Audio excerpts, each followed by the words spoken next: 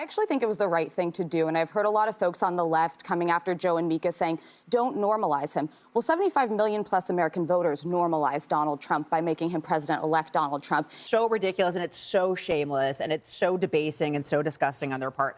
These Morning Joe hosts lied. They lied to their viewers, and that's why, Chris, when I go on Twitter and I see their viewers angry at them, I don't really blame the viewers. They were lied to for years. From power couple to sour couple, we have today's take from CNN about the real motives behind MSNBC's Joe Scarborough and Mika Brzezinski's recent weekend getaway to Mar-a-Lago, where chapped lips go to kiss pyrite rings. On Friday, we were given the opportunity to do just that.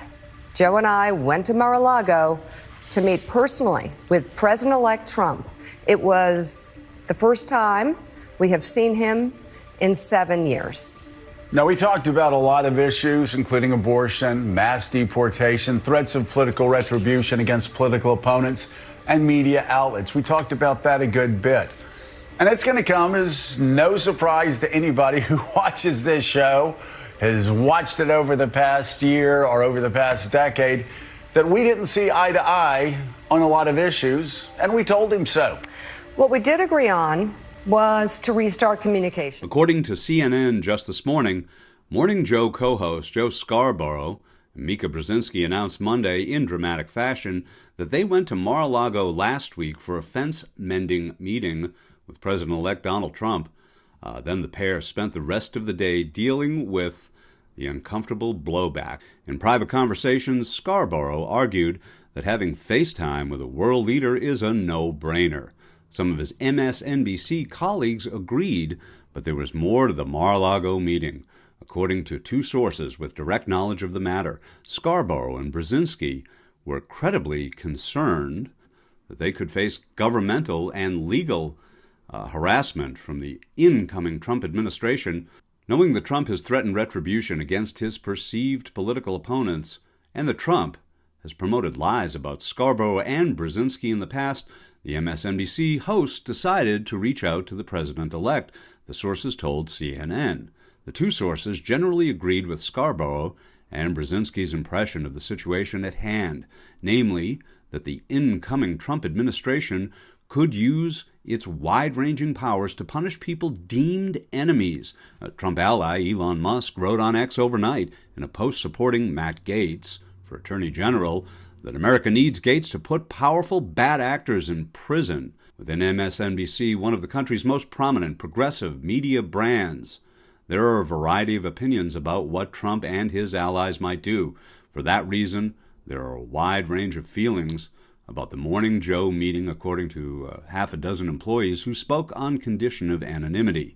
Some hosts and employees took a realpolitik view of the matter, saying that access to the president-elect is a valuable part of reporting and covering the news. Others said the meeting was a troubling early sign of capitulation to a political leader who MSNBC has portrayed day after day as a would-be dictator. Shortly after the Mar-a-Lago meeting was publicized, lawyer and MSNBC host Katie Phang posted on social media, normalizing Trump is a bad idea, period. That post was widely perceived to be a response to Scarborough and Brzezinski. Monday morning's big reveal led some media observers to suspect that the Morning Joe host thought they might be singled out for political persecutions. Other MSNBC personalities have also privately wondered if they will be targeted. Democratic political consultant Chuck Rocha channeled this view on CNN's Newsnight Monday night. He said, "I think Joe and Mika just don't want to be audited." Veteran media critic Jeff Jarvis said on the same show that the bended knee was a betrayal of the staff at MSNBC, who still criticize Donald Trump, who now feel that they are in some jeopardy because of that, because he has threatened the press. Last week, Trump ally and former White House advisor Steve Bannon warned MSNBC staffers to preserve your documents while predicting Gaetz's Justice Department would pursue cases against them. Bannon name-checked MSNBC analyst Andrew Weissman and anchor Ari Melber, cautioning, "You young producers better lawyer up." To be sure, there are others inside MSNBC who believe the fears are overblown. At the management level, there is no concern over Scarborough and Brzezinski's meeting, according to another source with knowledge of the matter. But some loyal viewers are not just concerned, they're outraged. On Monday afternoon, Scarborough posted a link on X to a Fox News story about his meeting with Trump. The president-elect told Fox that I very much appreciated the fact that they wanted to have open communication. Scarborough sought to highlight that quote, but his post was quickly bombarded with sources of negative replies, mostly from MSNBC fans who were furious with him. Scarborough ultimately took down his post altogether, thereby erasing the ugly feedback. But Scarborough argued on the air Tuesday morning that the testy social media reactions were not reflective of the real world. We were flooded with phone calls from people all day, literally around the world. Very positive, very supportive, going, I understand what you did, etc., Scarborough said. All of us will do the best we can, and we're all working toward a better America, he added, prompting Brzezinski to chime in, take it day by day, people.